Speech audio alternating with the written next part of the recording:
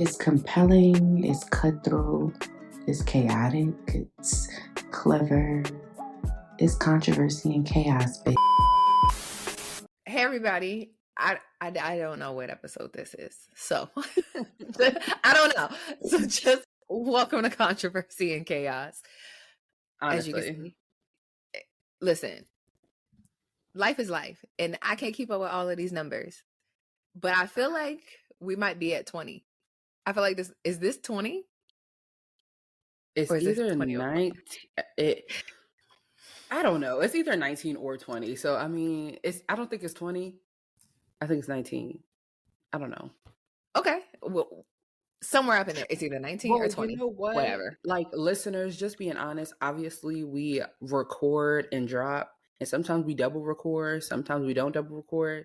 So I feel like this is going to be 19. But the next one that's going to be 20 was supposed to be like 18. That makes sense. It don't matter. All this is happening because all the shenanigans on the internet. That's what it is, honestly. Like, we'll get into that too, I guess. But you gotta arrange things to keep up with the girl. The only thing y'all need to know is that we have been consistently posting every Wednesday. Okay, that's all that matters. Listen, we have not missed a week, so I love that. But yeah, so okay, let's catch up really quickly, girl. because I feel like it's been like a week. Yeah, because I wasn't here last time, so I didn't even have an update. Honestly, I don't really have much of an update because life just be lifing.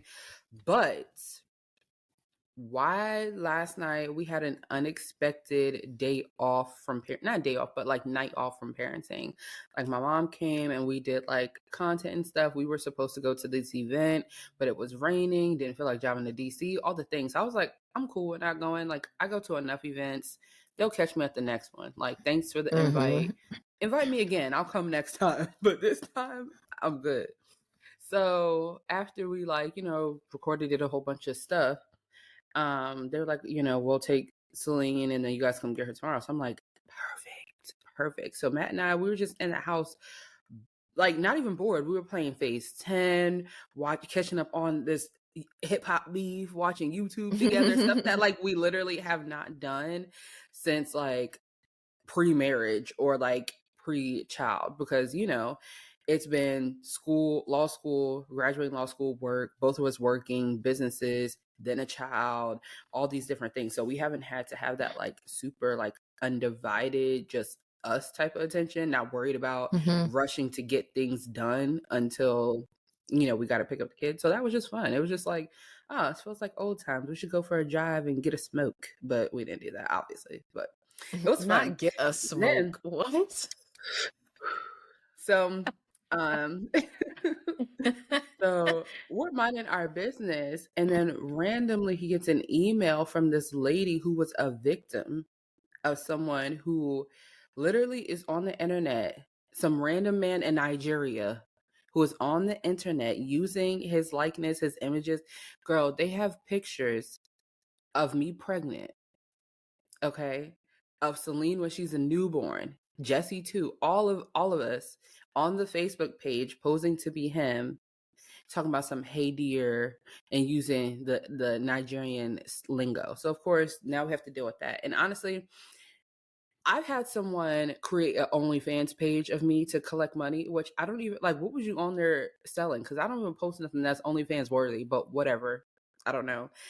But I feel like the difference with that and this is that they might have been scamming people from their money, but it's not like innocent people who can be harmed. Like, these people, however many people it is, it's like an investigation that's going to happen. But these people are sending IDs, social security numbers, addresses, all these things because they think that they're going to get legal assistance. And at first, from outsider looking in, it's kind of like, well, why would anybody give that type of information on the internet?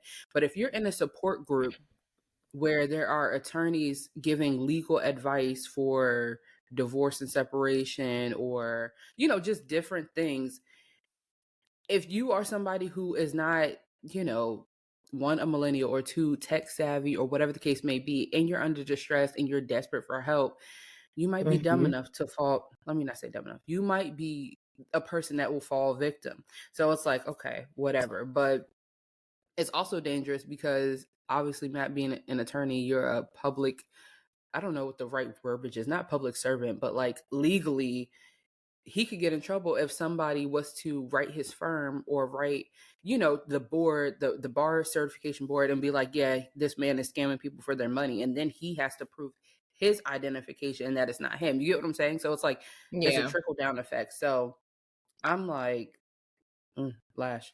I'm like, this is crazy. And it's like not as like surface level. It's like, oh, somebody took your pictures and is posted on social media. Like, Yeah. so that's why it's been like, oh my God, my perfectly quiet, childless evening was just shitted on. Okay. And yeah, of course, feel bad for the victim. So that's all I Yeah. got for that. I'm like, Yeah. Like some things we got to stay out the Facebook groups, okay? yeah. And sometimes we really got to put our thinking caps on and use a little bit extra caution. Anybody asking you to send them your driver's license information, asking for your social security number, like, and if they're more so like aggressive with the way that they're asking for the information, girl, no. You shouldn't be doing this through Facebook Messenger in the first place. But no attorney is going to do that. And correct me if I'm wrong. Unless there's any payment that exchanged hands, that's not your lawyer. That too. But you would be surprised when people are desperate and people really just don't. I don't know if it's that they don't know or they just, I don't know, maybe they just risky. They like taking risks. I don't know. But I really do feel bad for the lady because she seemed like she really needed the help, and clearly she's not getting any help. And God knows, only God knows what that man is doing with her information. Oh, because the things that you can do when you have someone's driver's license and social security number. Oh, baby. It's about to be a whole house in her name, and she don't even know. Yeah. You know how Nigerians love having schools built. He about to build a school in her name too. He about to do something. Oh my gosh. Well, at least she reached out to y'all because you don't know how long this has been going on. Right. And then this is what I need to talk to Facebook about. How is it that people can change the date of something that was posted? Like, it seemed like he was posting things and then going and changing the date of the post so that it can have like a real timestamp. For example, he said he made a post about Matt graduating in 1 month of a year that was like, wait, he didn't graduate yet. So that date is wrong. Or the day we got married, like he put that we got married in April 2021. We did not get married in April 2021. You get what I'm saying? So like the post says posted on. So how did you do that? I didn't know you can change the date things were posted on Facebook, but apparently you can. Meta, get it together. Because you worry about TikTok and the Chinese coming over and scamming people when you can clearly make false scams is happening on your app right now, every day, across all of your apps. Meta, verify my ass, please. Meta, don't do too much. Don't do too much. I'm just saying, we want it fixed. That's all. You can't give people too much, rope to do what they do. That's a handful. I don't have that much. Thank God. That's enough for all of us. I don't have that much. Yeah. My mom was very simple. So yesterday we went out and like I bought the new Fenty foundation. I have it on today. I'm trying to like test it out because Fenty complexion products have done me dirty. Yeah. I remember since inception. Like 2 or 3 of them. Mm-hmm. Yes, since inception to right now. So last year, I think they came out with the little like stick foundation. Mm-hmm. I really like that product. So this new foundation, because I think the like dewy one that used to come in the tube, I think they discontinued it because I don't see it anymore. Mm-hmm. So I think they discontinued it. So I'm like, all right. So hopefully y'all reformulated this, different shades. I won't turn into an Oompa Loompa. Because the originals, It was given orange. It was either it was given Oompa Loompa or jaundice. It was two extremes. It wasn't like this is your shade. So I went and purchased that. But you also, I'm a sucker for some free shit. They had like, it was like, oh, if you spend $75 on Fenty products, you get like the little, you got their moisturizer.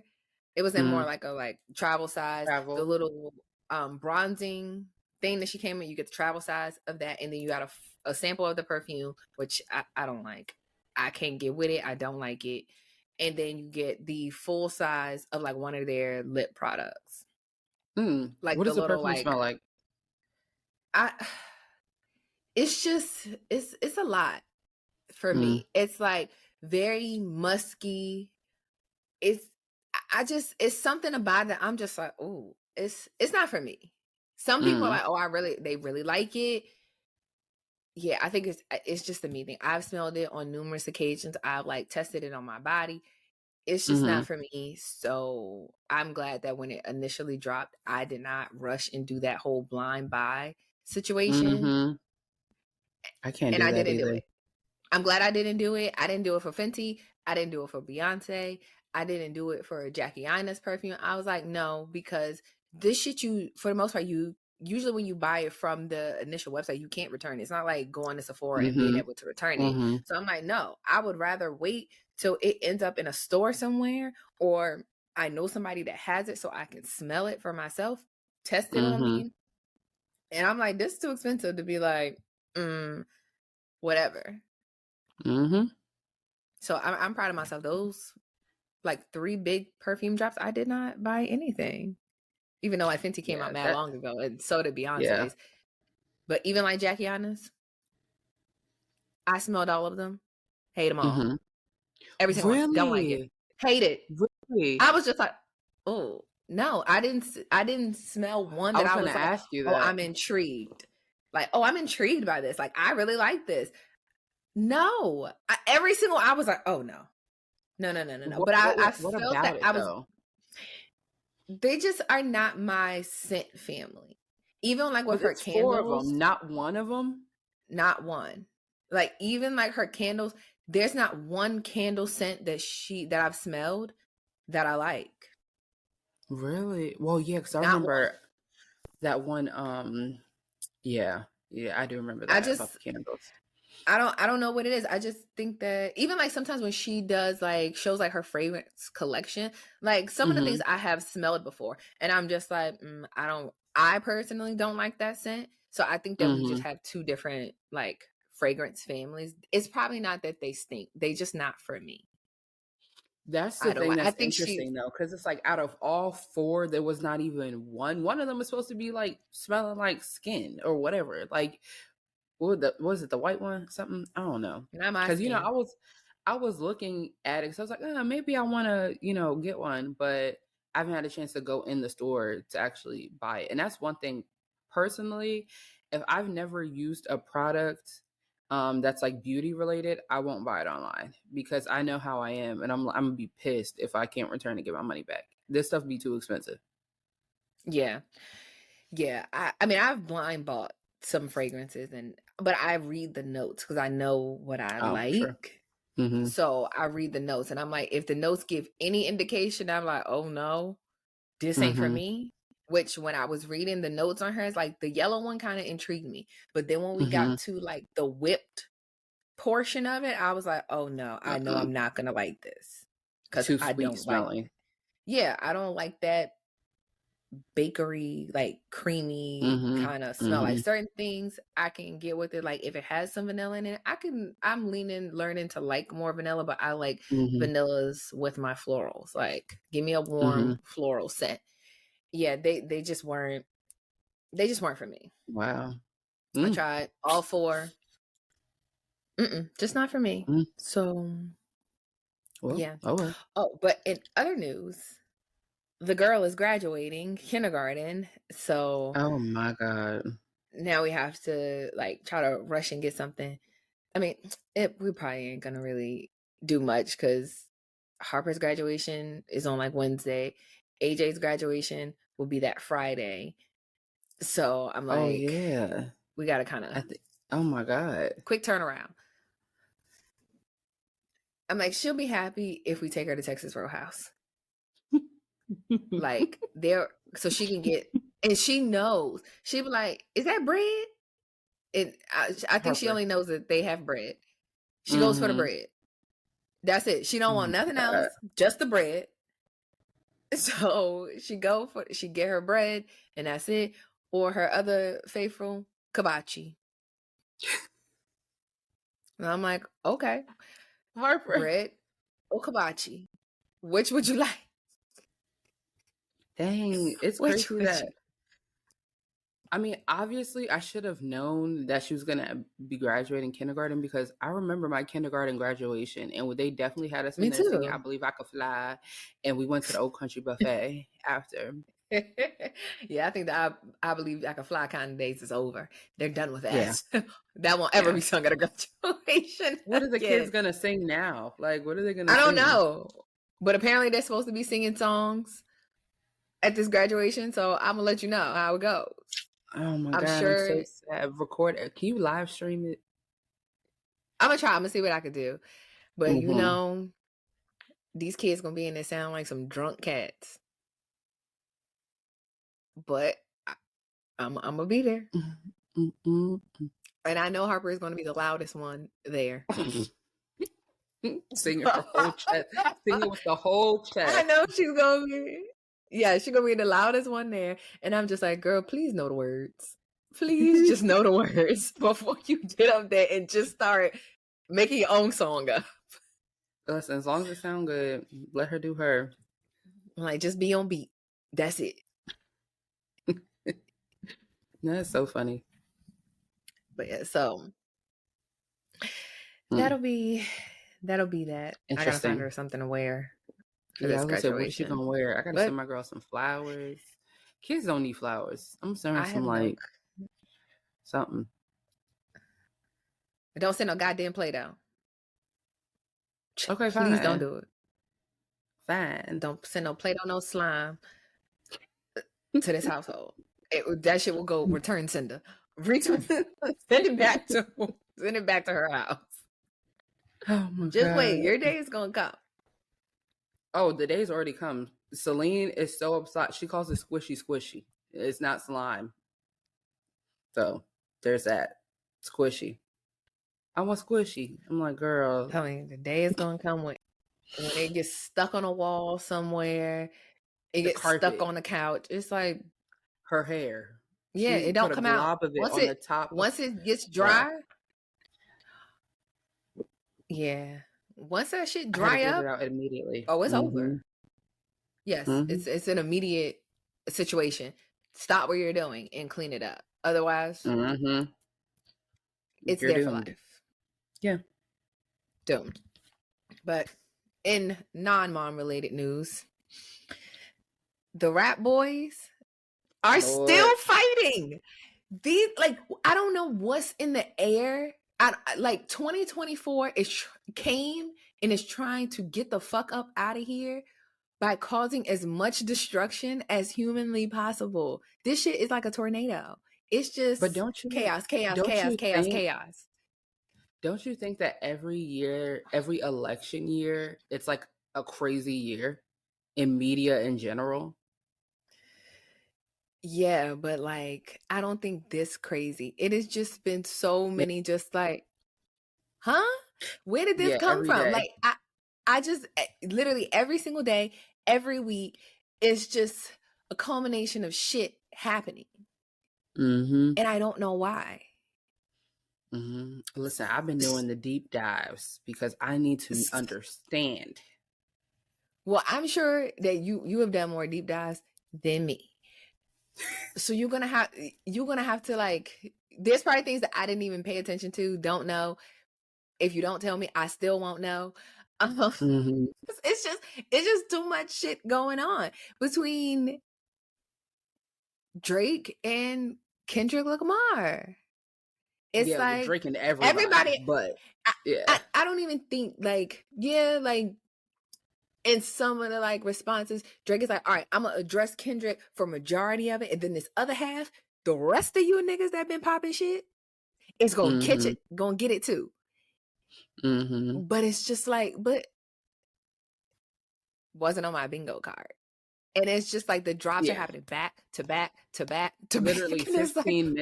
15 minutes after each other. Like, Kendrick, you just sitting in your house saying, yeah, as soon as that nigga hit upload, I'm hitting submit. Like, that's what it gave. Yeah, like, it's like upload. Drake hit upload. Cameron should just like, okay, let me press play. Okay, upload. And it's just like, and then he said, upload again, bitch. Again? You on vacation? Who get your ass in the studio in Turks. Fuck your vacation, okay? Because we know Drake in Turks. He loved going to Turks. You should be doing there. Well, I feel so many different ways. One, I love rap beef. I mean, I think that I like low-key like pop culture drama in general because it's just so entertaining and it's not real life to me, so it's like cool. But I was on the TikTok and I saw a clip from, I can't remember his name, but he was on that one ESPN show. What was it called? Hold on, I think it was like my last watch video. I could probably pull it up. Sports Nation, the black dude with the bald head from Sports Nation from 10 years ago. Anyway, so he said that when Drake came on there, the year that he hosted the ESPYs, he was on there popping so much shit about Kendrick. Like, literally saying, I'm better than him, he's mid, like just saying all this stuff, right? So they're thinking, damn, like, we're going to put this episode out and it's going to go up. The episode was pre-recorded, which it's typically not. It's typically live. So I guess when Drake left there and his like publicist or his team realized like, oh wait, like we have the option to pull this, they literally called up there and was like, hey, if y'all don't take this down, if y'all publish this, he's not hosting the ESPYs. And at that time, Drake was huge. So him not hosting the ESPYs at the last minute that same week is like, okay, well, who's going to host it? This is Drake. It's going to cause a whole uproar. So let's just pull the interview or pull the show and just whatever. But I don't know if, it's going to be leaked because now people are like, shit, roll the clips. But I just thought that was so interesting. Now, everyone is trying to figure out like why this beef started. It feels so random, but I do think that like over the past couple of years, the whole big three thing, like who's the best out of the three, Drake, Kendrick, Cole, blah, blah, blah, has always been something that's been talked about for so long. But I think what sparked this current beef is the fact that they're saying, the internet, are saying that Drake sent Kendrick the first person shooter record for the three of them to be on the song together. Kendrick was like, nah, I'm good. I'm not right now type of thing. Like, or did he not respond? I don't know. Either way, he didn't do the record. And instead of just moving on and Drake and Cole doing a record on their own and just talking about whatever they want to talk about, they use that time to bring up the whole big three conversation again. And essentially was like, well, if we saying who's top two is me and you type of situation. And I just feel like that's really some like catty bitch shit. Cause it's like, why do you have to talk about how great you are in relation to the next nigga? That's some real female stuff to do. That's weird. Like, why couldn't y'all just make y'all song and make a song? Like, you've done plenty of collabs with other people. Why, when y'all link up together, now all of a sudden you have to come against Kendrick? That I didn't understand that. They could have just made a song. Like, why did this have to be the topic? Once he said, or once you didn't get the reply that it wasn't going to be the three of y'all, why did this have to remain the conversation? I don't know, but I thought that was strange. Well, because I think it's more stuff just like, oh, like kind of like, okay, he said he didn't want to do it, but it's like, nigga, why you don't want to do it? Kind of situation. Like, why wouldn't you want to do it? So now it could be perceived like, oh, we got a problem? Okay. Well, we got a problem now. I think he did. I think something did say that he didn't want to do the song because he has his own issues with Drake. I don't think it had anything to do with like the actual conversation itself, but more so like, I don't want to do music with this nigga. publicly or whatever, which is like, okay, cool. But I don't know. And I think that that's fine. I think that that's fine. But now it's like, it's a problem. Whatever originally sparked it, even if it's just like, if you perceive that somebody has a problem with you, like, now I'm going to force you to come out and say, you have a problem. Yeah. And Kendrick came out and said, bitch, I have a problem. The guys don't and like now, you. And now don't here like we go. Nothing about your ass. The girls don't like you, okay? You're not well liked. You're not well liked, Aubrey. The girls are mad, and they are letting you know that they're not fucking with it. But listen, I am, of all of the things, I feel like Kendrick has not said anything that has not already been said about Drake. Right. Exactly. That's my thing. He hasn't said anything. I don't think it's gotten to a point on either side where, well, one, I don't really believe that there's any rules in rap beef, as long as we're not taking verbal into physical. We going back and forth, and I think that both of them kind of like recognize that. Like, I think that both sides could take it really far if they really wanted to. It's like, okay, we got this back and forth, but I think there's still like a level of respect. Like, we ain't gonna take it where we really could fucking go unless you do it first. It's kind of like, if you do it, I'm gonna do it. Let's see what happens. Yeah. Kind of thing. So at least it hasn't gotten there yet. But Kendrick hasn't said anything that's like, ooh, some like jaw-dropping information. But the way he is saying these things, right, and I is think what's also, doing it for me. But not even that. I think it's also different when, like, yes, we are the type of people who we be on the internet. So we've been seeing for the past, 2 years or however long, about the pedophile things and all these different things. So it's interesting to see that, like, these aren't just fan-feared rumors. This is something, like, these came from somewhere. Where it came from, we don't really know.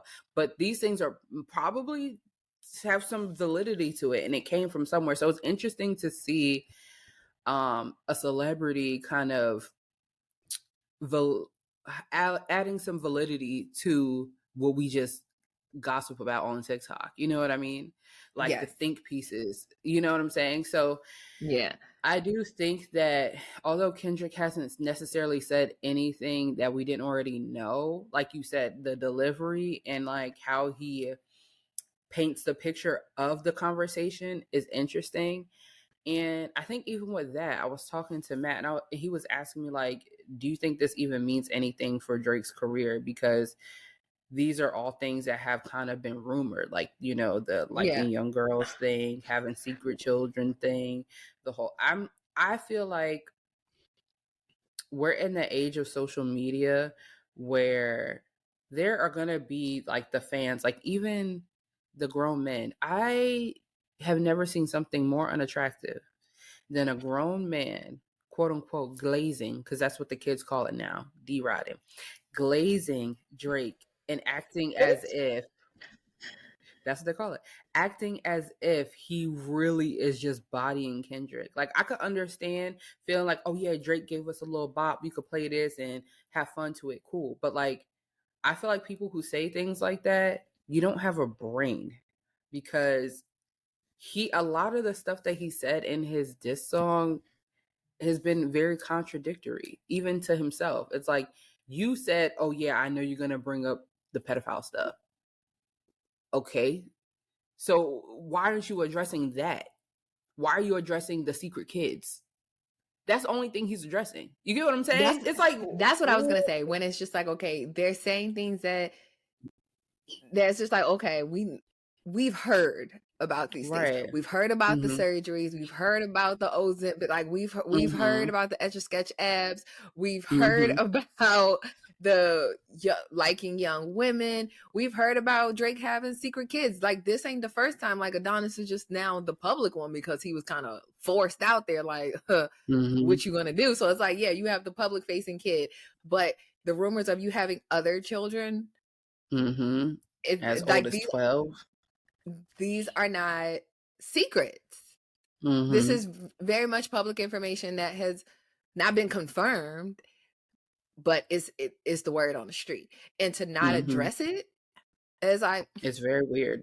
If I'm saying that some shit is not true, or even because like the kid situation, they're saying that basically Drake kind of planted that information with like, now that people are like, oh, this is the picture of the little girl, that basically she's a child actress, which I also think is it's weird that you went and found a like you went and found she a girl was in him and in J. Cole's video, the little girl.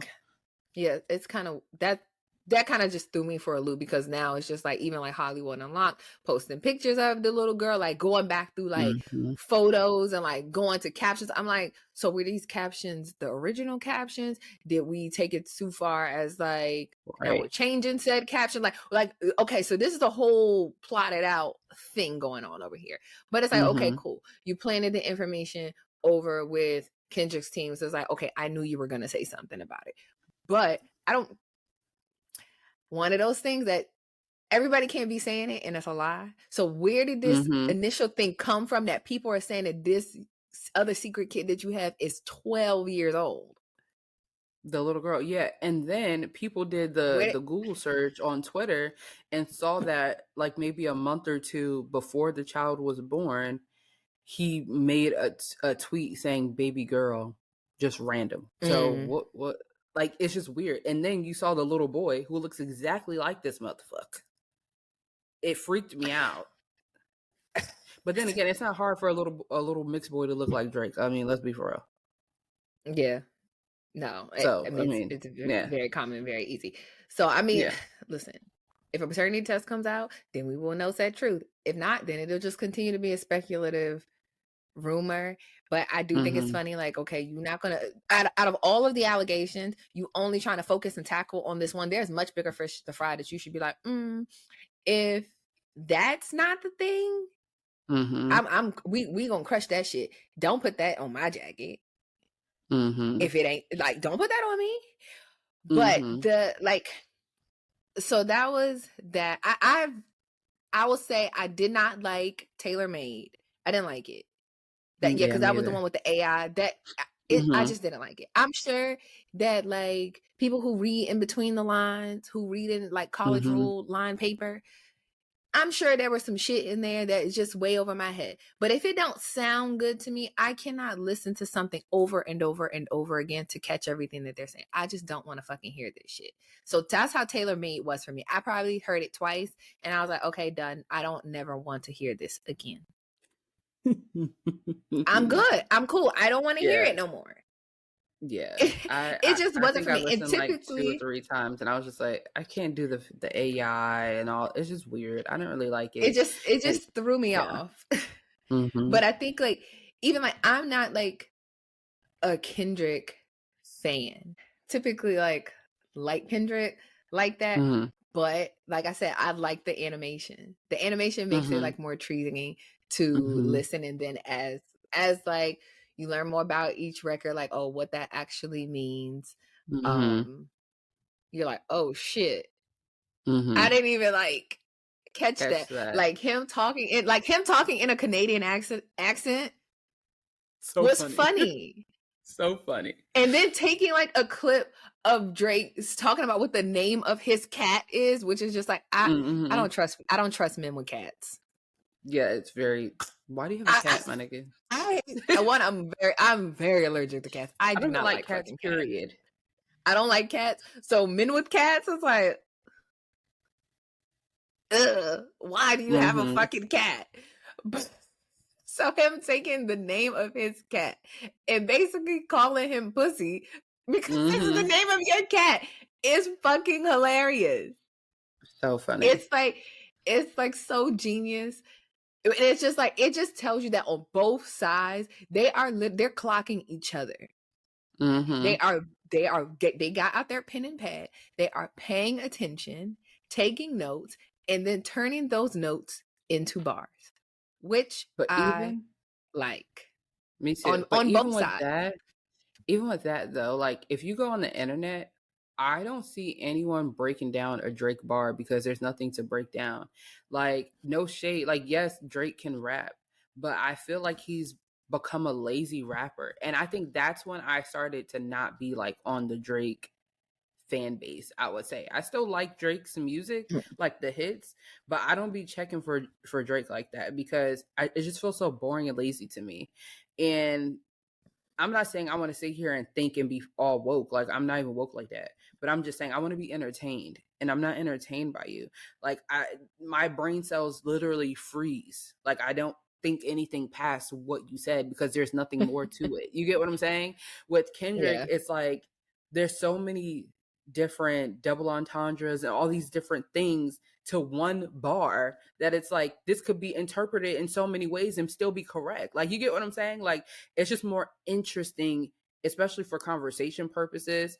All the people like academics or all the people who do like music type content, it's like I saw somebody on TikTok who did a fucking Risa Tisa 50-part series on one Kendrick song. Like, you see what I'm saying? Like, there's conversation to be had here.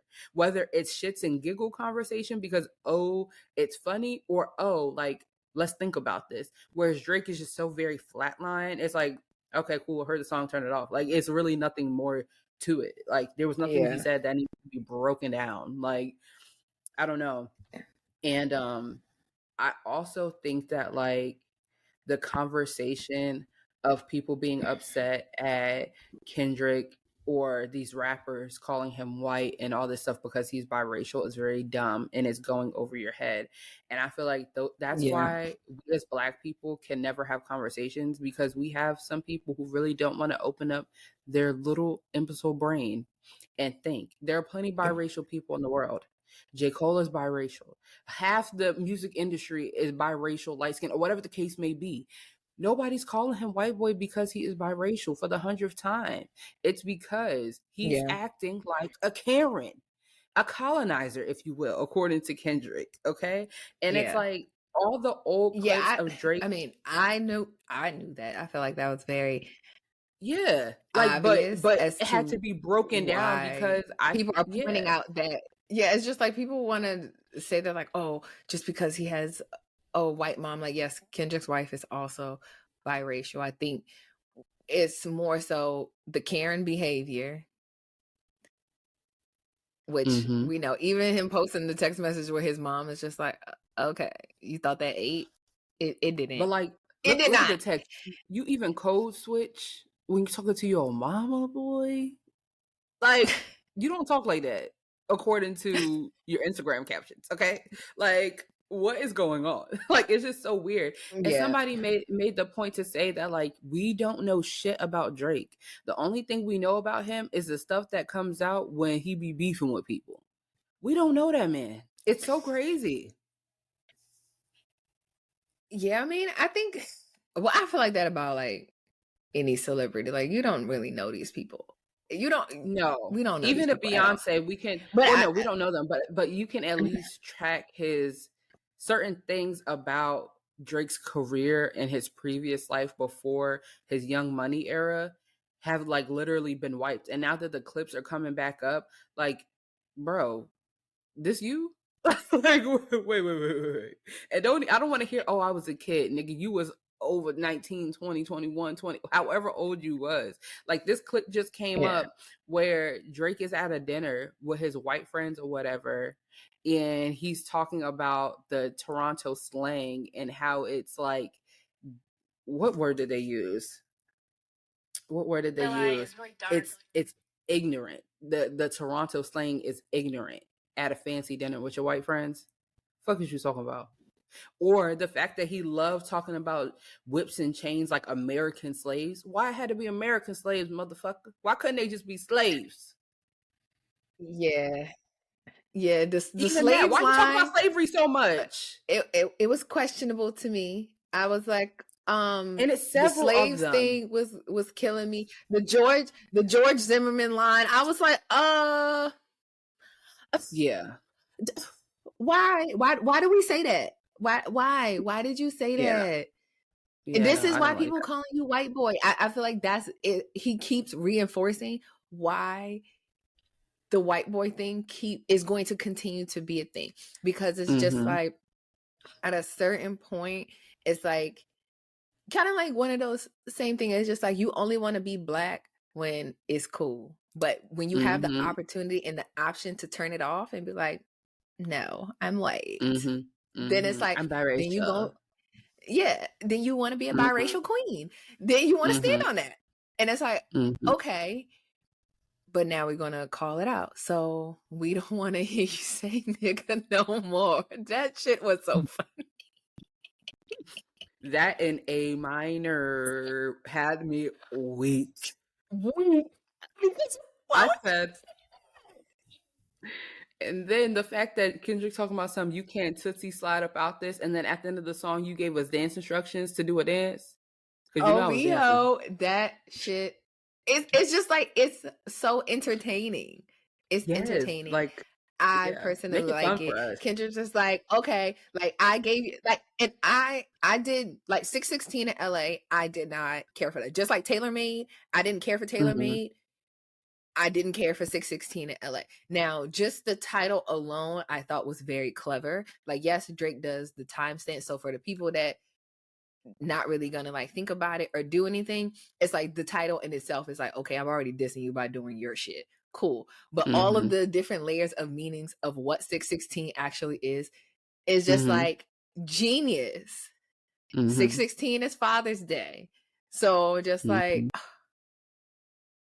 it's so many things. That's so funny. It's so many things. Tupac's birthday is also 616. The day that OJ Simpson killed his ex-wife or was it her and funeral? her boyfriend, something like that, or something about that situation. It was June 16. So it's just so like, it's, I will say he kind of gave Drake exactly what he was asking for. Drake said, you better give me some kind of quintuplet entendre, something, some shit. I'm not even gonna that shit's not even gonna register in my fucking mind. Kendrick said, okay, here is that in just a song title. The rest of the song, I didn't feel like it was his best. Right. But before I you feel move like on, Meet the Grams kind of clear that up for me. Like, I have forgotten all about 616 in LA until we started talking about it. I didn't think I was gonna like Meet the Grams, but I actually liked it. I actually really like it. I like the whole storytelling, like, okay, this thought out process of, okay, Drake is doing his family matters thing. Okay, now I'm specifically talking to each one of your family members. I'm talking to your son. I'm talking to your mama. I'm talking to your daughter. I'm talking to you. Here's one for everybody. Yo, daddy, I thought that fault. was, yes, I'm talking to all of you niggas. I thought that was very clever. I thought that it was very clever. I like I like the delivery of it. And even on Drake's side, I like kind of like putting two records into one. It's like, okay, I'm gonna have this first half. This is dedicated Kendrick. I'm talking to your ass. And then we're gonna turn the beat up a little bit. Now I'm talking to the rest of you niggas. This is really lightweight, so I'm just gonna rapid fire get all y'all bitches out the way. It ain't even that big of a deal for me to dedicate a whole song to y'all. But I like that. I like Kendrick coming back and be like, oh, y'all niggas wanna dance? I'm gonna still be dissing this nigga. And it'll make you niggas dance at the same time. I can do it too. Just the only criticism I have, the only criticism I have with Drake doing that 2-part, like this part's for Kendrick and then this part's the rest of you niggas. The part about Kendrick was so mid, but the part about the other niggas that's irrelevant, you already addressed them. Why you need to address them again? Those were where the fire lines and bars were. I was entertained during that part, but the Kendrick side was just kind of like very lackluster. Drake. The best part about it was the visuals when you had the minivan from Mad City, Good Kid, Mad City. That, like, you get what I'm saying? It's like you spent this big ass budget, maybe not big ass budget, but you spent this time and a budget on the visuals, nigga. Get in the booth and pay the writers if you have to. Oh, him giving all of his like bars to the niggas that was irrelevant in the situation. It was just like Rick Ross and them, Future and them. It was just like, okay, they said their shit. but they haven't followed up. So, okay, we done with that. Now, why are we still talking about them? The only person I feel like who ain't really said anything outside of their album, Future. He ain't said shit. Yeah, but he's not going to. Because what else he's gonna say? He said what he had to say. I'm not even looking for shit from him. I know, but I'm just saying, like, 2 whole albums. He definitely was just like, I'm gonna say what I have to fucking say, which is another thing. Like, you can clearly, it's true. Whatever his issue is with you, is real. Cause and now it's not but I knew something was up with the 2 of them back in like right after Certified Lover Boy, like around like right after that. You ain't seen her them together since that came out, and that was it. Like, I think Life is Good came out that same year. You ain't heard nothing about them. All the years we've been getting Drake and Future. Even when he came out with the joint album with 21 Savage, I was like, oh, that's his new Future. Yeah. That's what it gave. Like, okay, cool. Yeah, it was still successful. I still liked it. I still enjoyed it, but I was like, oh, that's his new Future. Because where's What a Time to Be Alive too? I feel like we've been wanting it, because where is it? And now we will never get it. Literally. And he gave us 21 Savage. It was just like, I liked it, but where is what we've been wanting? We didn't ask for that. But I feel like where's even with What the a whole Time to Be Alive? The whole Drake and 21 Savage thing, that album, I wanted to hear more of 21. At some points, I was like, all right, Drake, shut the fuck up. Like, if this is a joint album, it wasn't given joint album all the time. You know what I mean? No, it wasn't, and you could tell it was kind of intended to be that way. It was this was a Drake album, and it was like, okay, add you on here, insert yourself here, and here, because there were some full songs that it was just like he had 4 minutes of the whole song. 21 had a verse, and it was like, oh, this ain't what I thought it was going to be. Still, like, okay, still a good project, but it really wasn't what I thought it was going to be. But yeah, I want to know where this goes from here. Like, when does it end? I'm just interested. That's the thing. I feel like at a certain point in time, it's going to get stale, and it's like, unless y'all niggas is about to come and drop some bombs on each other, I kind of am to the point. It's like, okay, Kendrick, we get it. He's a pedophile. You don't count him as black. You're snatching his black card from him. Okay, cool. Secret kid. Okay, cool. What else? Because if you're not going to come out and say nothing else, or give us some, like, unless you be like, okay, this nigga said it's a lie, I'm about to go and give you the details of this situation. Right. It's going to get to a point where I don't want to hear this anymore. It's not even that I want to hear more about other topics and the egregious things that Drake has done. It's like, at this point, if you're going to keep talking about it, give me the receipts and the details. Oh, and I was going to say that Drake saying like, oh, I don't want to hear if it ain't no receipts. The album cover with his prescription and all those things on it. It's like, Drake, who in your camp is doing this to you, bro? Crody? Whatever the fuck y'all be saying in Toronto. Like, who is doing this to you? Yeah, I don't know. They said like that whole, like, a lot of that stuff is just like planted information, like, because they know what he's going to do with it. But I don't know. But even that's a stupid play. Like, you're gonna plant information for somebody who, to me, lyrically can like paint a picture. Like, why? Yeah, and it's just like, Drake, we know you had surgery several times. We know you did. This is not the first time Joe Budden told us this years ago.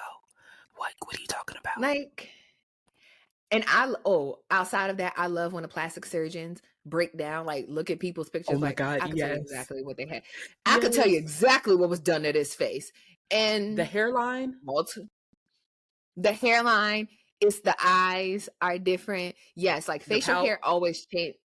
Facial because hair Drake. changes a face structure, but that man definitely had his nose done. Mm-hmm. It was done. These are actual board certified plastic surgeons saying, "Hey, this is for real. This is." I can tell you, I can visually see from current pictures, from old pictures to current pictures, these effects can only be done by surgery. Mm-hmm. Or you can get filler in this area to correct that, or like to lift your Mm-hmm. eye up, because he had a droopy face before. He was really fat in the nose area right here because The his whole nose was this wider. was, yeah. Mm-hmm. You could see it. Like we was watching you when Rick was trying to get you up out of here. Like, we seen you. And what your Mm-hmm. face look like right now? Not the same. And that's, I don't want to hear Similar. nothing about, oh, he got older. No, age don't do that. No. Because Drake's face No. was droopy and long. That nigga had a long ass face. Where Yes. did the chisel box face, like, where did that come from? Filler is where it came. So it's just like, yeah, okay. So the surgery thing, like, we already know. Some things you cannot hide. Mm-hmm. You cannot hide it. You can't use contour as like, oh, it's just contour, baby. Sorry, that doesn't apply to you. So Mm-hmm. we know. Like, if that's, it's we like you can a grown ass see. man waking up doing contour every day. How you know how to do that? It's great. How you know how to do that? The bad bitches taught Child, you. that was another funny line. Him and Sexy Red. You see two bad bitches. It was so many funny things. So many funny things. And that's what I appreciate. I'm not the biggest I do like Kendrick. Like, when he drops, I do listen to his albums and stuff. He's not somebody that I will just put on a random day. Like, when I get in my Yeah. car, I have to be in the mood to listen to him. I'm like, oh, I haven't heard this in a while. Let me listen to it. Child, But I fall asleep. I'd be thoroughly entertained though. Like, when you have to be in the mindset for it. Now, J. Cole, he's never been somebody I'm never putting J. Cole anything on. So I don't want to hear nothing you have to say. I don't care. I don't want to hear it. Yeah. But this, like, I think this also proves that, like, Drake, every criticism that people are giving Kendrick, like, oh, you're rapping like you're trying to free the slaves, or oh this, oh that. Like, he's given us, so all of the diss records have been different types of songs. Some of them have multiple beats and multiple flows. He's working, like, you get what I'm saying? It's like he's delivering on all aspects. And it's like, Drake, okay, we know you can make a hit.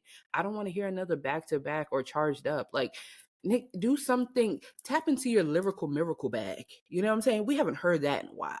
Tap in with that. Yeah. I want to hear some of that. Do something different. Get into Kendrick's bag. You know what I'm saying? They say you like to embody other artists. Embody Kendrick. Embody him. You know what I'm saying? Yes, I can agree to that. One thing that I think that Drake does very well is album intros. He has not had an album intro yet that did not slap. And they be that, like, that's what he really get into his lyrics bag. Please give us that. If you are going to respond, Aubrey, give us an intro. Give me this. Go in that booth, like, this is the intro to my album. Yeah. Look at all of your albums, listen to each intro, and make it better than each one of them. Please. I want to hear it. And then I'm just like, I feel like if that's the mindset, then because none of his intros are like, you're never gonna hear that shit on the radio. It's not a like like popish like record that we're expecting from Drake. Like, they're not commercial records, but they are always exceptionally good. Like, give me Tuscan Leather. Yeah. Oh my God, yes. Exactly. Give me Tuscan Leather. I can't remember what the intro title one for Views is, but give me that. Let me see. I think it's like Family Closer or Family something.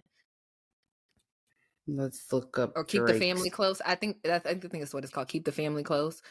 Give us that. Views. Yeah, keep the family close. Yep. Yes. So give us those things. Legend. If you're reading this, it's too late. Yes. Come on. My Like, favorite come on, album, Aubrey. Take Care Over My Dead Body. Take Care is my favorite Drake piece of work. Like, nobody can tell me anything about Take Care. Like, I don't want to hear nothing. And I understand y'all hate that, you Drakeans. But as I someone don't who hate loves, Take Care. I don't hate Take Care, but nothing was the same is the best body of work that Drake has ever put out. I'm not disagreeing, but I'm saying for me personally, my favorite Drake work is Take Care. I don't know if it's just that time or like the content of it. I feel like Nothing Was the Same.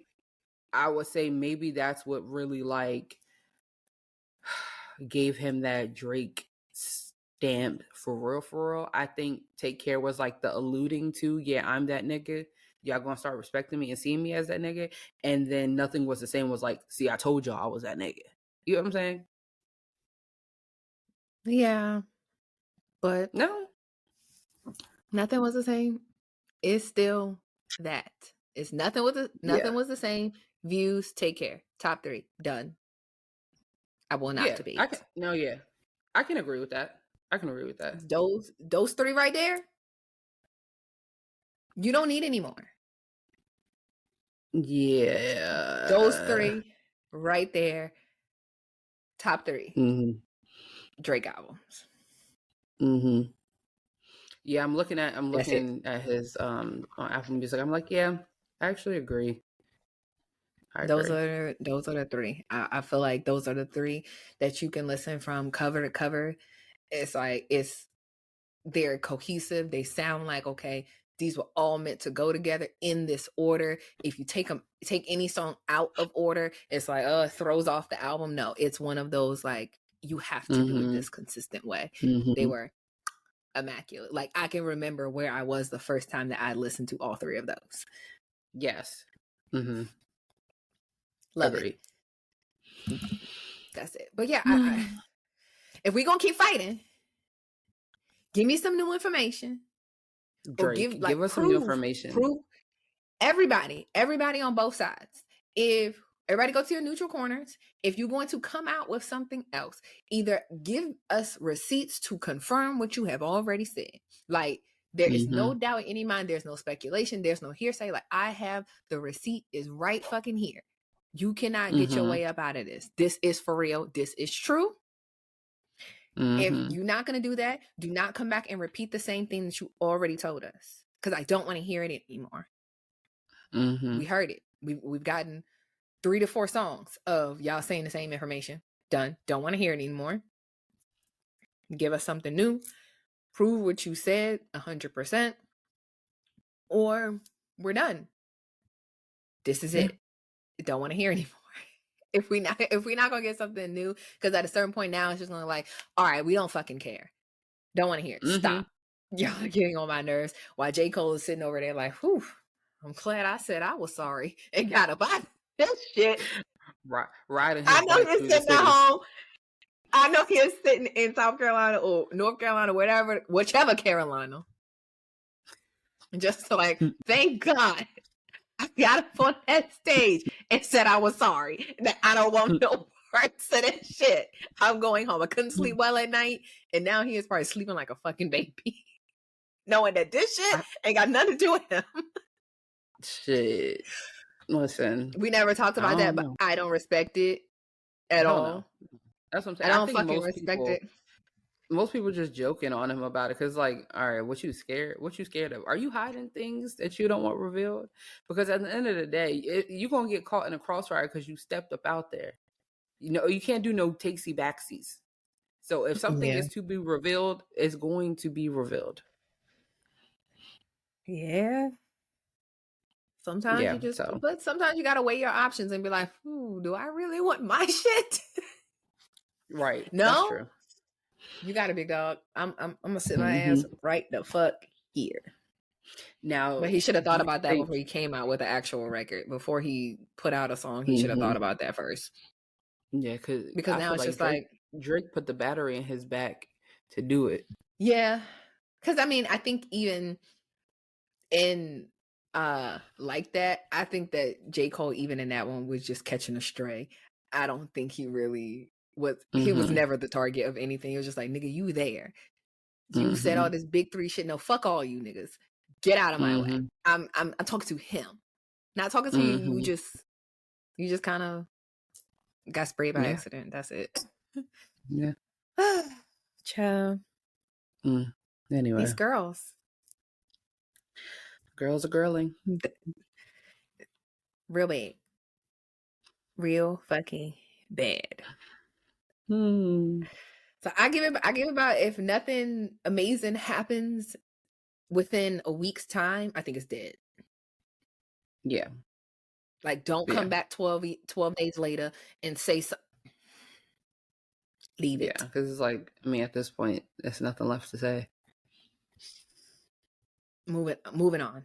We've gone into something else. And yeah.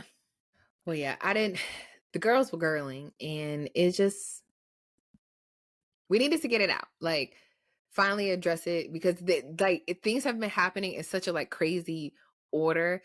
It's like, we don't want to bring something to y'all that's old by the time we actually can talk about it. But it's so difficult. It's just like, niggas won't stop. So here we are. But I actually had like a topic to discuss today that just kind of jumped in front of the line. They couldn't wait his turn, but I still want to get your opinion. So I wanted to talk about like the difference between like showing up for people and overextending yourself in situations, and like how you feel about that. I think that I'm just now at the point in life where I'm learning the difference and the balance between the two. Okay, so what do you think the difference is between the two, in your opinion? This is going to sound a little maybe bad, but I think once you cross the line to overextending yourself is when you begin to do things that you know might not be the best decision for you. And I'm not saying like sacrificing sleep. I'm saying financially, you know, if you do this, you might not be able to pay a bill, but you're people pleasing and you want to make your friend's trip, or you want to, you know, buy your significant other this beautiful gift, but you know you really don't have it. That's overextending. I think anytime you're setting yourself up to be in a place of now you're without and not putting yourself first, there's a difference between sacrificing because, you know, you want to make the other person happy versus just being a people pleaser and just making bad decisions. And I also think for me personally now, I don't do things just because I want to be rewarded or appreciated. However, I've noticed that with me, I've overextended myself plenty of times to people that I know would not do the same for me, and I wouldn't be appreciated. And I'm not saying I need anybody to praise me, but you just being like, oh, thanks, when you know that this is something that I overextended myself for, has begun to piss me off. So I think you can show up for people in many ways. And I think this shows up in everyday life, but mainly in friend groups for sure. Just certain things that I can even use this as an example. You just sat here and told me how Harper's having a graduation on a Wednesday. I'm sitting here thinking, fuck, kindergarten graduation. Would I be able to do it? Sierra, shut up. You can't do it. You get what I'm saying? I feel like in certain situations, certain people, you don't want to miss those big moments. Right. But you have to be real with yourself and be like, okay, if I make this decision, how's it going to affect my day-to-day life and those around me? And if I still decide to make that decision, knowing damn well I'm going to come home and be like, fuck, I shouldn't have did that. Why are you doing it? You get what I'm saying? Like, it's just, yes. I think you have to be realistic with yourself. What you think? No, I think that that's the same thing.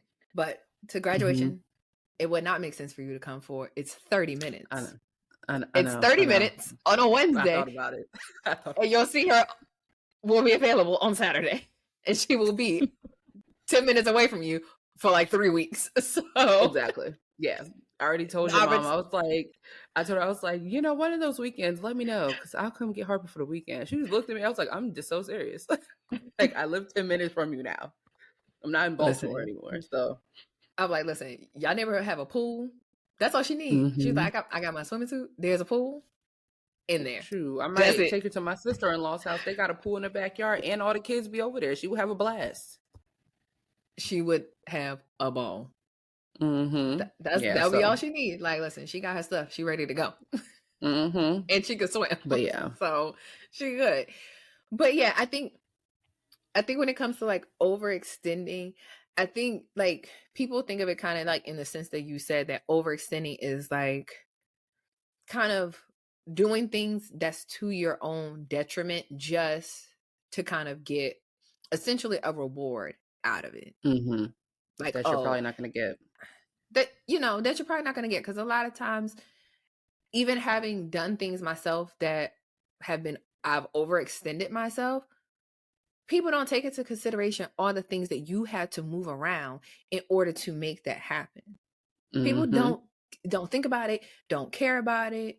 So even it's just like that sense of like reward or whatever that you feel like you're going to get from it is not really for real, because people ain't gonna like, nobody is going to say, oh, thank you for not paying your bill to get here. Thank you for your sacrifice. No, they don't. Yeah, nobody's gonna say those things.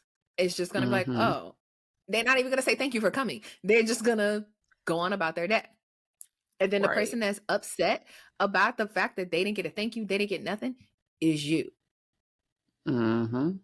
But I also think that overextending yourself can be in situations as well. Like when people just show up places uninvited, why are you overextending yourself to come to a place that you were not invited to? Yeah. Under the guise of, oh, I'm supporting, I'm showing love, I'm doing that X, Y, and Z. Why? I never understand people who want to be a place that they weren't invited to. No. Why? Or people who overstay, they're welcome. Like, gotta get know out. when to fold them. Why are you here? But people, and I think that those are forms of overextension. Why are you putting yourself in these situations that you don't need to be in? As a former people pleaser, it's exhausting. It's exhausting overextending yourself for other people. But also, like you said, I'm not overextending myself for somebody that I know is not going to do the same thing for me. Yes, there will be times where it's just like, okay, even myself, for example, I am not a very affectionate person. So I try to, when it comes to like situation and events and things like that, I really try my best to show up for my people to everything that I possibly can. Because for me, it's like I kind of try to put things into perspective.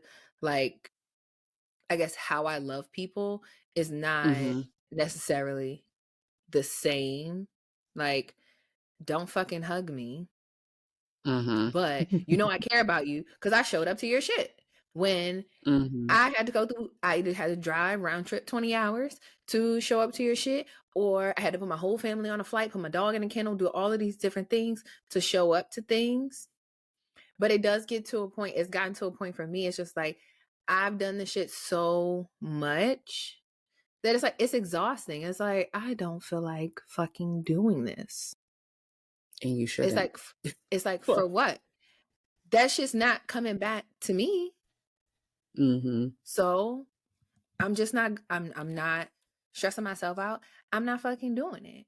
For certain people, I will try to work it out if I possibly can. And if it's not going to be to my detriment at the end of the day, fine, I'll fucking do it.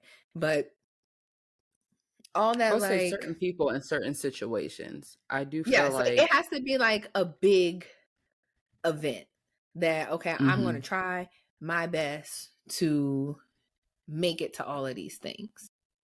especially for your people who will do the same for you.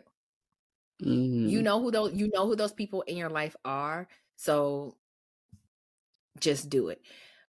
But I'm not in the like mindset of anymore that if I don't come to this thing or if I don't show up, then that means I care any less, or like I don't take it as like putting a negative on me if I couldn't show up. Because previously, like, that's how I would feel about it. Like, oh, well, I don't want them to be upset that I didn't come, or feel like I don't care, or their event, whatever they got going on isn't important to me, that I don't support them. So I'll show up. Even if it's I've literally showed up for shit that lasted an hour and then had to turn around and go home. And it cost me hundreds of dollars to show up for an hour. Yeah. And it's just like, why are you doing this? If you know that it doesn't change the status of your friendship for you,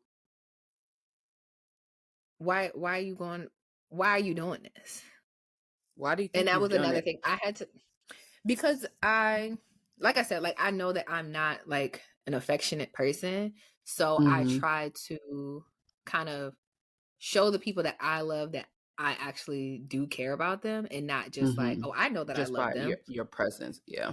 Yeah. So, I try to like show up for them.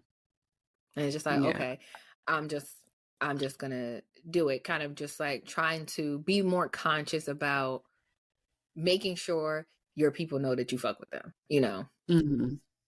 Because I can be very like, oh shit, I haven't talked to them in 30 fucking days. And it just kind of be like, out of sight, out of mind. If I don't think about it, or if I don't see you, I probably won't talk to you. It doesn't change like the way that I feel about that person or whatever. I just haven't thought about it. Or it hasn't been like, oh, call this person. Yeah. It just doesn't happen. It just doesn't happen. I'll think about it like, oh, I haven't heard from such and such. I'm going to call them. And then like a couple of days pass, I'm like, oh shit, I forgot to call them, or, whatever. But I think for me, the main way that this typically shows up for me is the fact that like a lot of times people will like need something like a service or advice or just different things like that. And I know that like, okay, I could lend myself to the situation, but what does that mean? Especially when it comes to like extended family members or, friends of friends, things like that. It's like, okay, if I call this person and I know they want to talk about X, Y, and Z, and I talk about that with them, what's going to happen after that? Are they going to now be calling me all the time because I overextended that door? It's like opening Pandora's box sometimes. And I've learned to just don't even crack certain doors open, because the stampede is going to come through. It's like, why put yourself in that position when you know that as soon as you give a motherfucker an inch, they going to take a football field.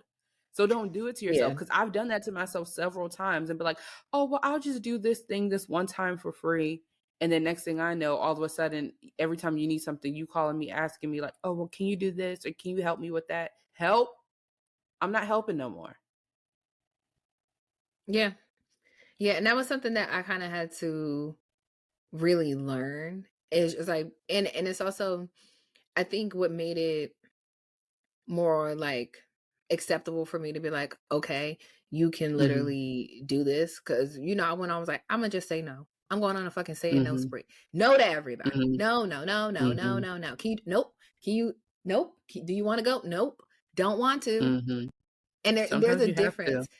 Yes. There are definitely certain times where you have to just be like, no. And it's okay.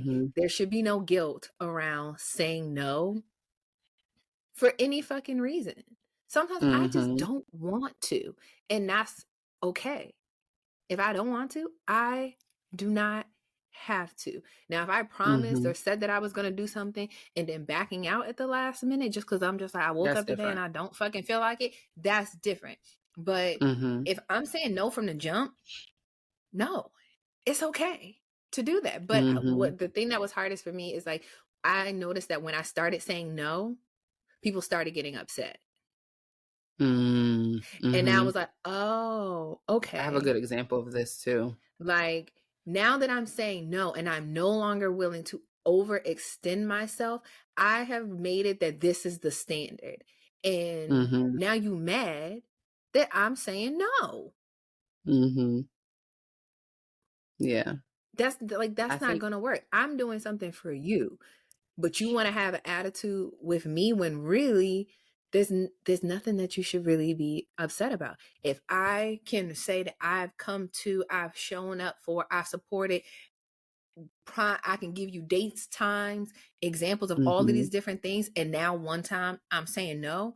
Now you upset. Mm-hmm. That's fucked up, and it's just more confirmation and proof that, okay, you don't need to overextend yourself. This is probably a person that you shouldn't have been overextending yourself for, because real Mm-hmm. people who know and care about you and appreciate the times where you have shown up for them, those things count. And it's like, okay, I'm not mad because she usually comes to everything. So if she can't come to this one thing, it's fine. It's not a big deal. You know that the love and Mm-hmm. the support is there. Mm-hmm. But if it's But I like the think first time you hear no, and then it's like, oh, now all of a sudden it becomes a huge thing. mm-hmm. And it's Now like, I okay. will say with myself, I've said no in the past. I have said no, but I didn't stand on that no. And I think people got used to like, oh, she'll say no, but she probably gonna figure out how to finesse or how to do it or how to help, whatever the case may be. But it Mm-hmm. wasn't until honestly motherhood where I started standing on that no. Because at the end of the day, I have a lot going on in my life. And the minute that I have an inkling of a second away from my kid, if it's gonna inconvenience me, it's not something I want to do. I just cannot. Like you have to set those boundaries because it's like, especially being in the toddler phase, I understand how mothers who are not mentally sound or have a good support system truly lose their shit. I get it. So it's like I have no problem saying, hey, yeah, no, that time's not gonna work for me. Like, can we do this instead? No? Okay, well then I just can't do it. Before, I would go through loops and bounds trying to figure out how we could do this, how we could do that. And it would inconvenience me, inconvenience Matt, inconvenience. You get what I'm saying? It's like the amount of things that I would have to go through to be of support to somebody or do certain things. It's like, okay, but now I'm going to have to deal with my own life and inconveniencing everybody in my life and jumping through loops and bounds just to make you happy when you ain't even fucking appreciate it in the first place. You acted like it was something I just had to do. I ain't had to do nothing. Yep. So I think motherhood definitely put that stamp on me being more selfish with my time and boundaries, and just the simple fact that like this is just what it is because I need to make sure that mentally I'm good. Yeah. Yeah, I think that, I mean, that definitely helps when you really, it's just like, okay, I can put it into perspective having kids. And even for me, it's just like, okay, to show up to shit in a different state, either I have to bring her, which means once I get there, granted, it's never an issue for my parents or anybody to watch her, but it's like, you got to make Mm-hmm. sure that they didn't have plans. And if they have plans, well, who else is going to do it? If there's nobody there, Mm-hmm. it's like at every single turn is kind of like a snowball effect. And that's how you know Yes. that it's just like some shit is just not meant to be. If I gotta move 1,000 pieces around to make this puzzle work, we should not be doing it. Mm-hmm. It's like, do I really want to have to pay for 3 flights to go to some shit that's for an hour? So a lot of times when I show up to stuff and it's just me, it's because it's just like, we are literally here for this little bit of time. I am not packing my whole family up, buying 3 fucking flights, figuring out who gonna watch the dog, doing all of this stuff, Mm-hmm. especially now that Harper is in school. No, I'm Mm-hmm. not coming. Because Yeah. now I It's a gotta take, lot. it's not like we could just dip on a Thursday night or dip on a first flight Friday morning. It's like those things Mm-hmm. don't happen anymore. So it's like you said, it really puts it in perspective to be like, actually, I can't do this. Don't work. Mm-hmm. Yeah. So it's just like motherhood for the win. Being like, actually, you should figure some shit out. And when you can't figure it out, just say no. And I think everybody else around you that are the pieces that have to be moved, it's beneficial for them too. Because it's like, I feel like that annoyance factor of like, okay, we always got to do X, Y, and Z. Now we got to drive across the whole fucking world to make some shit happen. You really the only person trying to make this shit happen. Right. But you need, like, you need all these other people. Happen. Yeah, it's like, but you need all these other people in order to do it. So then by default, now they have to do it. It's like, now everybody's fucking annoyed. Yep. Yeah. So it's just, but yeah, I definitely feel like the overextension thing it's a fine line, because yes, there are, I don't think that you'll ever get out of a place where you never overextend yourself. Right. You know, sometimes it's going to happen, but it really is like, you have to put it in perspective. Is this thing or this person that I'm inconveniencing myself, or I have to go out of my way to do this? Is it somebody that, one, I know would do the exact same for me?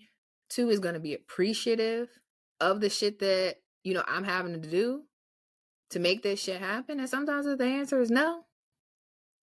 I ain't fucking doing it for you then. Yeah. And I honestly feel cool like that. At this point in life, we have to do what's best for us. I think for me, the biggest thing would be maybe the delivery of the no. Because at one point I just was saying no, and it maybe might come off like a little cold, like, dang, like what I do to you. And I don't feel like you have to explain yourself to anybody, but the communication of the no, I think sometimes is even like in the past, I've said like, no, but like, you know, I'll see if I could do this or see if I could do that. And then I kind of just like, maybe I might disappear a little bit, or maybe I might just be like, yeah, no, I'm not gonna be able to do it. But if you say no, stand on the no, and the delivery doesn't have to be so I don't know. I think it doesn't have to be a harsh matters too. No, yeah. It don't have to be it don't have to be a hell no. It could just be like, you know, like, I have something else going on this weekend, so I'm not going to be able to attend. Wish you the best of luck. Like, cool, I support you, but I can't do it. And that's another thing. Like, overextension doesn't necessarily equate to support. I can support you and not be there. Yeah. And I think I think once you kind of master that portion, that like, yeah, you can support somebody and not have to do backflips in order to that they don't equate. Because I think sometimes the overextension is for us. It's like, it's confirmation for us and not necessarily sometimes the other person. Right. Yeah, I agree. So it's just like, once you don't need that gratification, a lot of things just seem to be so much easier. Yeah. A lot of things definitely become so much easier. And yeah, I was one of those people. Once I got over the people pleasing thing, it was just like,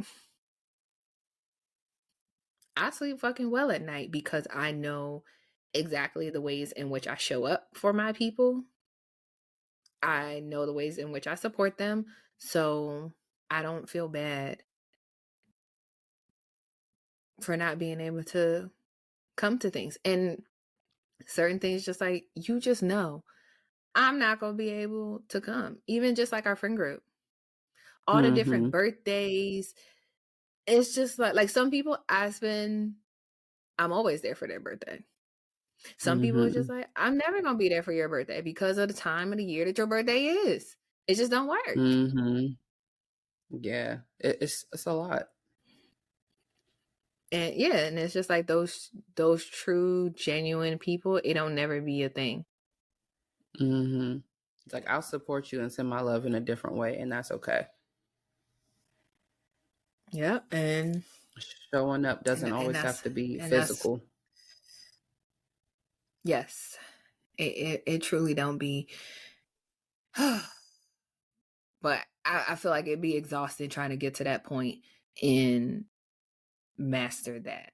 Like some people, I feel like just innately have it in them, and I want to know how. Like, where do you like? Did you just wake up that day? Is that like a gene? Was you just like, nah, fuck all that shit? I'm not doing it. I don't care. Don't ask me. I think it has a little bit to Like, do with just and then having a little bit of selfishness in you. yeah, and I don't know. I mean, I feel like everybody does, but Mm-hmm. like being able to kind of just sit in that and I think realizing that selfishness is not a bad thing. Mm-hmm. It's not. Like we're always made to think like, oh, selfishness, or like, oh, this person is selfish. That's a negative trait. And it's like, but selfishness in some areas is like, that's what you should do. You should actually be selfish in this situation. Mm-hmm. So I feel like that's the hard part, is determining, yes, this is good, or this is good selfish, or bad selfish. What kind is it? Mm-hmm. And it's not all good. It's not all bad. It's a situation by situation kind of thing. So Mm-hmm. I agree. Look at us growing and maturing and learning I know, when like to say such no. adults. What the fuck? Bravo. Proud of us. Yes. Oh, me just saying what the fuck just brought me to, I just clocked in my memory. I remembered that I watched this horrible shit. Did you watch Katt Williams Stand Up? The one on No, I Netflix? didn't. No, I Oh didn't. my God. It was bad.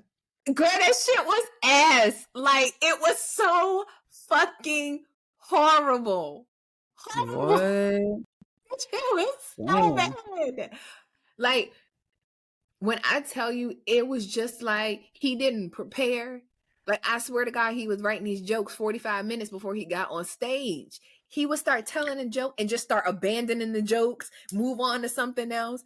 And it was just like the audience laughter did not match what was on stage. I'm just like, you know, when you hear somebody like forcing a laugh and it's like, ha, ha, ha, ha. It was niggas like that in the audience. Like, not the fake laugh. Multiple of them, and they were loud. Like, I don't know how this was recorded, but you know, usually you can kind of like hear, like, think of even like how like when Coachella performances and stuff are happening, you don't hear the audience at all. You only hear what's on stage. This shit wasn't recorded like that. It's like if somebody just took a microphone, sat it in there, and pressed record. Because it's like you could hear, yes, you could hear people like talking. Like this one lady, she's like, he said da da da. You could hear it at the same time that he's talking on stage. I'm like, and it was like crystal clear. You could hear it. I was like, she's not just talking this loud in this like venue. The way that they just have the audio set up, it's picking up all of this shit plus what he's saying. It was just bad. It wasn't funny at all. Wow. He had like little like using memes and stuff, and it just was like, what is this cat? This is not how you say it? Virality for nothing? Nathaniel. Nathaniel. This was so unfunny. Like it, the fact that it was so bad was what made it funny. Not the jokes. Because I ain't hear not one joke that I thought was funny. Not That's one. embarrassing. Secondhand embarrassment is what I was feeling through my TV. It was, and I think it was maybe what, an hour and a half. It couldn't have been too long, but the shit felt like an eternity. Like it just wouldn't end. I was like, what am I witnessing? He definitely was just trying to throw shit at the wall and see what stuck. Because at certain points, the audience just was not laughing. He would just drop that joke, move on to something else. You know how like usually like comedians will tell a joke in the front of the special. Girl, there was no practicing involved. But you know, like comedians will tell a joke in the front. And somehow throughout the course of everything, they will loop it around and bring it back. No. There was no loop-de-loop No. and pull. It was this chaos. Chaos was fucking ensuing. It was Like it was bad. crackhead. No, not even like crackhead. It was just like unprepared. Okay. Like one of those things, I felt like it kind of came off as if he was leaning into like, I could say anything and these niggas gonna laugh. And it kind of he went out there and was just saying anything. But saying nothing. And none of it was funny. But there were definitely times where you could tell, like, he started out telling a couple jokes and then abandoned that set of jokes because it wasn't working, and then tried to just, like, quick fire, come up with something new, tell those jokes, not really working, shift gears, throw up something on a little fucking PowerPoint. Like, if you have to have an image to make what you're saying make sense, like, the audience got to visually see the PowerPoint for your joke to land. But please tune in. Tune in to the Tubi jokes that I witnessed last night. Okay, I'm gonna watch it. I'm gonna let you know. Let me know. But I had to throw that in there because it. But yeah, that's it. I just need to throw that in there. But listen, we gave him a mouthful. Yes, and 2024 is not slowing down. It ceases to amaze me how we are in May. April got the fuck up out of here. We are in May. And yeah. This year ain't fucking slowing down. It's just, I can't wait to see what the second half of this year got to fucking, like, what y'all got in the clip for us? At least we can brace ourselves. I don't even brace myself no more. As usual, it keeps us, what does it say, gainfully employed? It keeps us being able to bump our gums and gap. Yes. So, hey, I'm here for the shenan again and again. Yeah. Some of them. Some of them. But yes, that's all that we have. I'm gonna get back to remembering the episode counts. Yeah, after the next one, then we're gonna get back. I'm gonna be on top of it. We should be in the 20s by the next one. Yes, probably 21. Probably 21. 21. Can you do some? Okay. Yep. Yeah. All right. Well, bye, y'all. Bye, y'all.